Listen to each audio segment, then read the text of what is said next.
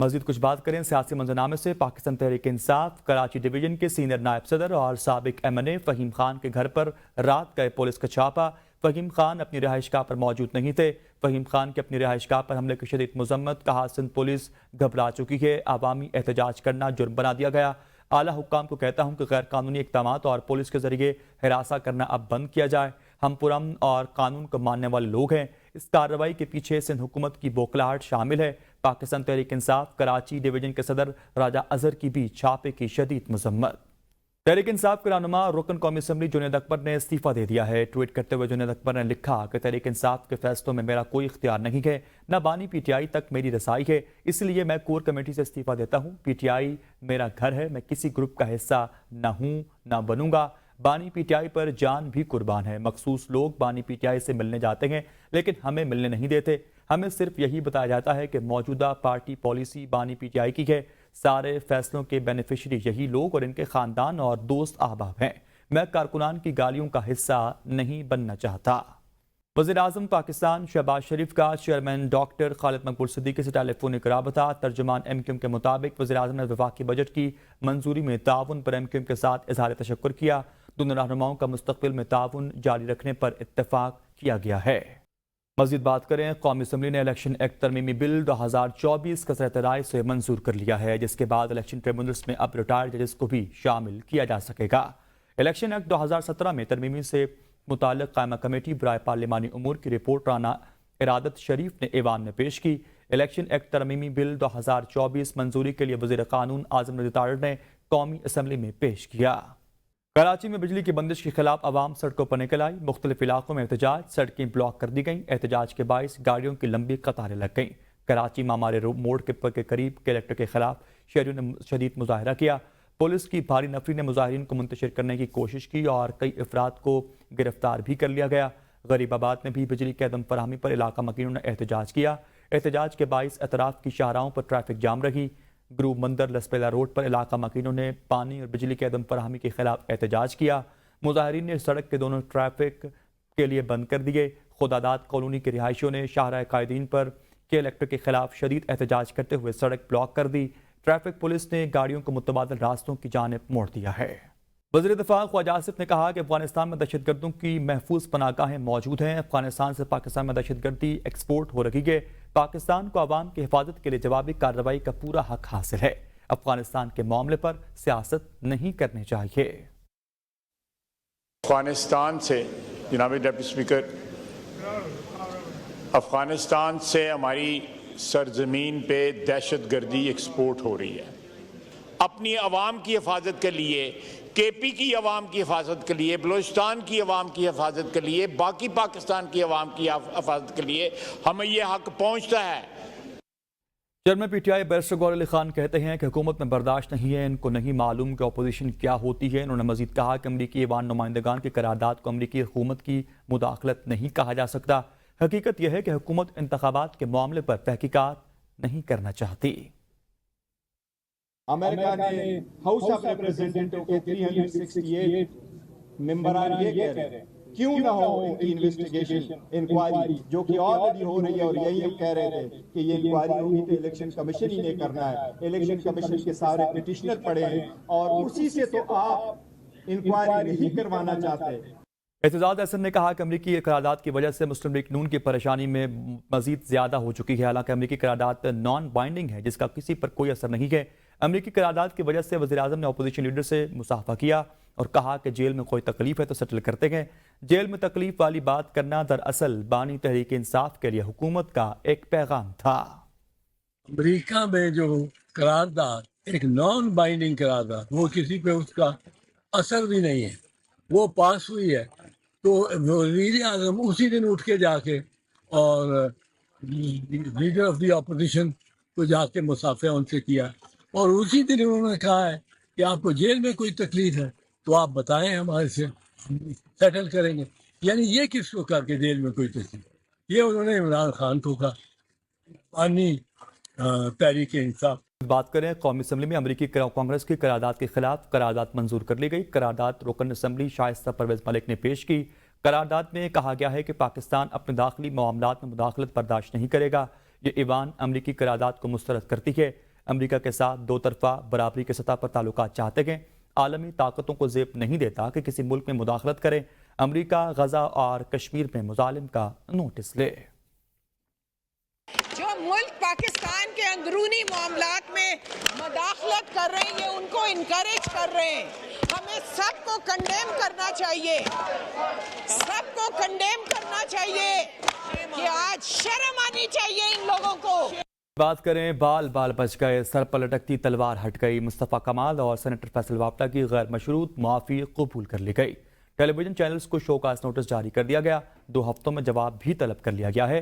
Chief justice of Pakistan قاضی فیصل نے وکیل PBS سے مکالمہ کرتے ہوئے کہا کہ آپ ہمارے ساتھ گیمز کھیلیں گے تو آپ کو موقع نہیں دیں گے, سختی سے پیش آئیں گے. چیف جسٹس قاضی فائز عیسیٰ کی سربراہی میں سپریم کورٹ کے 3 رکنی بینچ نے توہین عدالت کیس کی سماعت کی. مصطفیٰ کمال کے بعد سینیٹر فیصل جاوید نے بھی عدالت سے غیر مشروط معافی مانگ لی. آج سماعت کے موقع پر ٹی وی چینلز کے نمائندگان بھی کمرہ عدالت میں موجود تھے, جن کی نمائندگی وکیل فیصل صدیقی نے کی. دوران سماعت وکیل مصطفیٰ کمال نے موقف اپنایا کہ موکل نے پریس کانفرنس کر کے معافی مانگی. فیصل وابڈہ نے بھی معافی نامہ جمع کرانے کا بتایا. چیف جسٹس نے PBA کے وکیل فیصل صدیقی سے مکالمہ کرتے ہوئے کہا کسی ایک میڈیا کی جانب سے بھی تحریری جواب جمع نہیں کروایا گیا. توہین عدالت کیس میں دستخط چینلز کے ہونا لازمی ہے. وکیل فیصل صدیقی نے موقف اپنایا کہ فیصل وابڈہ کی پریس کانفرنس بادی نظر میں توہین عدالت ہے. چیف جسٹس نے استفسار کیا کہ کیا توہین عدالت پر مبنی پریس کانفرنس پھیلانے والوں کا کوئی قصور نہیں؟ اب تو آپ توہین عدالت کا اعتراف کر رہے ہیں, کیوں نہ کارروائی کی جائے؟ آپ نے عدالت کے ساتھ کھیل کھیلنا ہے تو مزید موقع نہیں دیں گے. سارا دھندا پیسے کا ہے, ایمان, نیت, اخلاق اور تہذیب کا نہیں. بچپن میں جو باتیں گلی محلوں میں سنتے تھے اب ٹی وی پر سنتے ہیں. کچھ ایسے لوگ ہیں جنہیں لگتا ہے انہیں جج کی کرسی پر ہونا چاہیے. تبصرے لوگ ایسے کرتے ہیں جیسے 1600 فیصلے لکھ چکے ہیں, اگر کوئی میکانزم نہیں تو بنا لیں. دوران سماعت اٹارنی جنرل روسٹرم پر آئے اور موقف اپنایا کہ میڈیا کو ذمہ داری کا مظاہرہ کرنا ہوگا کہ وہ کیا دیکھ رہا ہے. لوگ میڈیا پر براہ راست نشریات دیکھ کر اسے درست مان لیتے ہیں.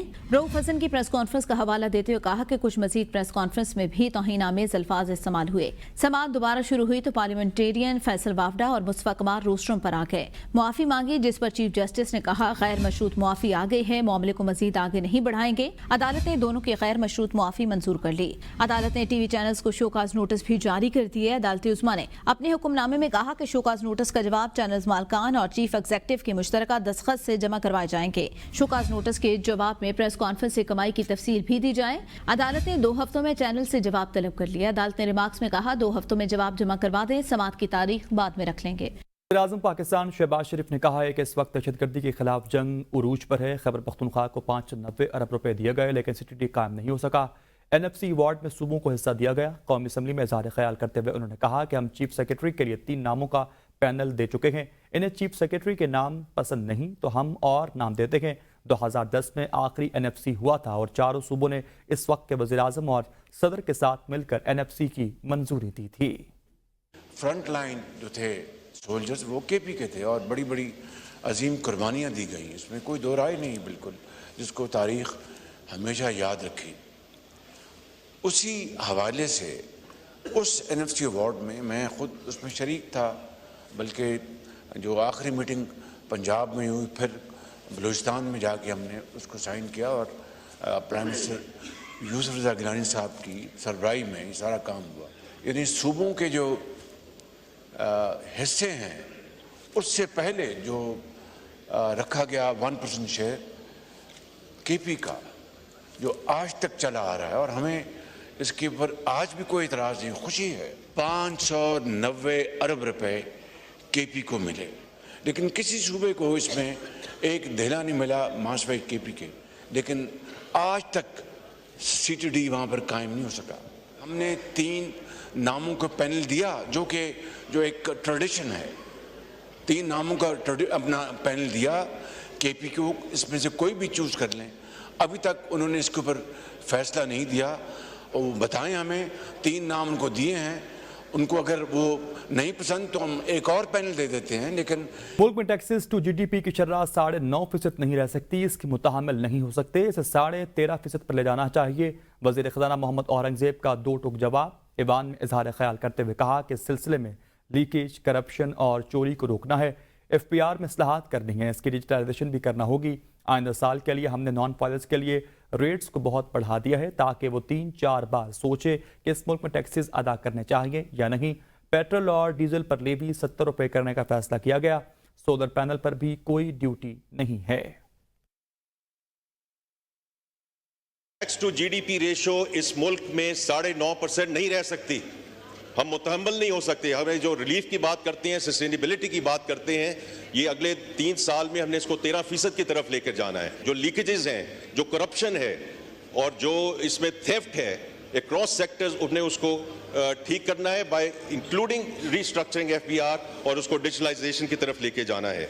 इस वक्त हमारा करंट अकाउंट डेफिसिट कितना नीचे आ चुका है, फिस्कल डेफिसिट बड़े कंट्रोल में है, करेंसी स्टेबल है, खुदा ना खास्ता उस तरफ नहीं जा रही जो लीडर ऑफ द ऑपोजिशन ने कहा है। इंस्टीट्यूशनल इन्वेस्टर्स वापस आ रहे हैं। इन्फ्लेशन ठीक है, डायनामिक होती है, लेकिन 38% से ये 11% पे आई है। बात करें, सिंध असेंबली ने माली साल 2024 और 25 के लिए 300 अरब रुपए से जायद मालियत के बजट की मंजूरी दे दी है। ऑपोजिशन की कटौती की तमाम तहरीक मुस्तरद कर दी गई। 76 अरब रुपए का फाइनेंस बिल भी असेंबली में मंजूर कर लिया है। फाइनेंस बिल में तजावीज़ न लेने पर ऑपोजिशन का एहतजाज और अलामती walkout. Opposition leader Ali Khurshidi कहते हैं, सिंध के बजट से उम्मीद लगाने की कोई ज़रूरत नहीं है।